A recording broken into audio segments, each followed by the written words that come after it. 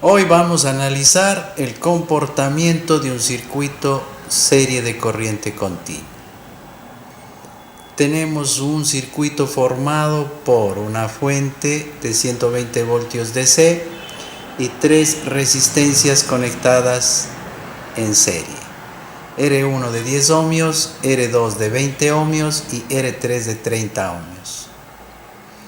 Empezamos por graficar el flujo de la corriente, siempre del potencial positivo hacia el negativo de la fuente.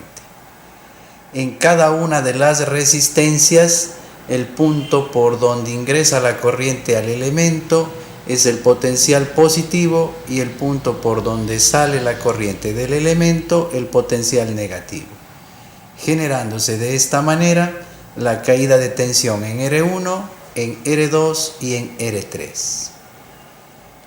Para analizar este tipo de circuitos, empezamos primero aplicando la ecuación general para el cálculo de resistencias equivalentes, cuando tenemos aplicaciones en serie.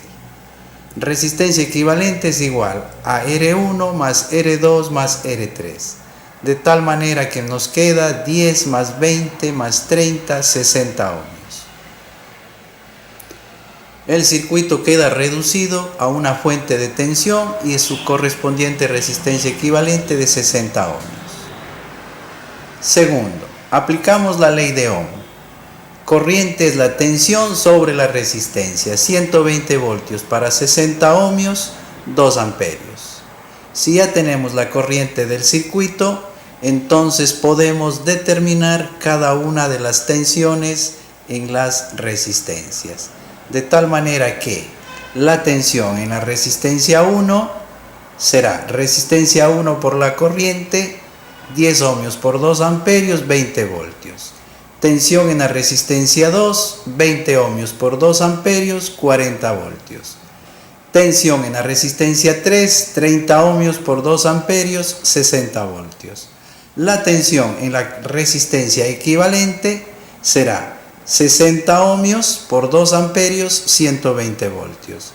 Como podemos observar, la resistencia equivalente está conectada directamente a los terminales de la fuente, de tal modo que la tensión en la resistencia equivalente es la tensión de la fuente, 120 voltios.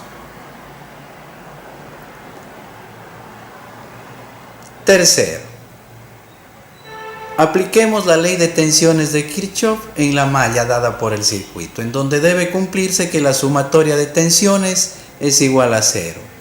Siempre tomamos como referencia el punto de salida de la corriente en la fuente por el potencial positivo, entonces más tensión en la fuente. En cada una de las resistencias por donde sale la corriente, menos tensión en la R1, menos tensión en R2, menos tensión en R3, debe ser igual a 0. Si despejamos la tensión de la fuente, esto debe ser igual a la sumatoria de las tensiones en cada una de las resistencias. 120 voltios debe ser igual a 20 más 40 más 60. 120 voltios igual a 120 voltios. Eso significa que se está cumpliendo la ley de tensiones de Kirchhoff. Cuarto, potencias.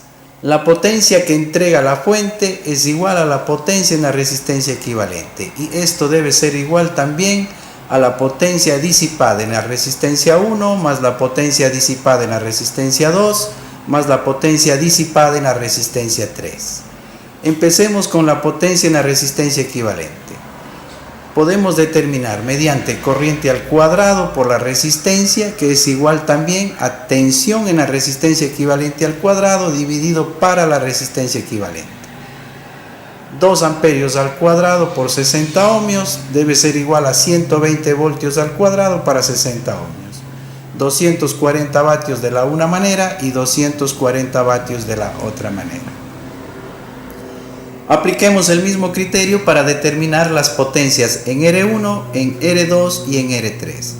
Corriente al cuadrado por el valor de la resistencia, que debe ser igual a la tensión al cuadrado sobre el valor de la resistencia. En el caso de la resistencia 1, 2 amperios por 10 ohmios debe ser igual a 20 voltios al cuadrado para 10 ohmios. 40 vatios sería la potencia en el resistor 1. Con el mismo criterio aplicamos para la resistencia 2 y obtenemos 80 vatios.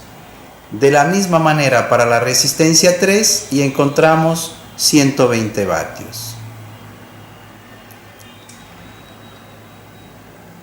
5. Realicemos un balance de potencias. La potencia que entrega la fuente debe ser igual a la potencia disipada en la resistencia equivalente y debe ser igual a la potencia en R1 más la potencia en R2 más la potencia en R3. Determinemos la potencia que entrega la fuente. Es el resultado de multiplicar la tensión por la corriente. 120 voltios por 2 amperios, 240 vatios. De tal manera que 240 vatios entrega la fuente, 240 vatios se disipen a resistencia equivalente y esto debe ser igual a la potencia en R1 más la potencia en R2 más la potencia en R3. Es decir, 40 vatios más 80 vatios más 120 vatios. En total, 240 vatios. Finalmente, realicemos un diagrama del comportamiento del circuito. Vamos a graficar la tensión de la fuente, la resistencia equivalente, la corriente del circuito y la potencia del circuito. Todo en función del tiempo. Si es una fuente de corriente continua, se va a mantener constante en 120 voltios para cualquier instante de tiempo. La resistencia equivalente de 60 ohmios para cualquier instante de tiempo nos genera una corriente de 2 amperios constante. Y finalmente la potencia del circuito, que es el resultado de la tensión de la fuente con la corriente que entrega la fuente, 240 vatios, de la misma manera constante.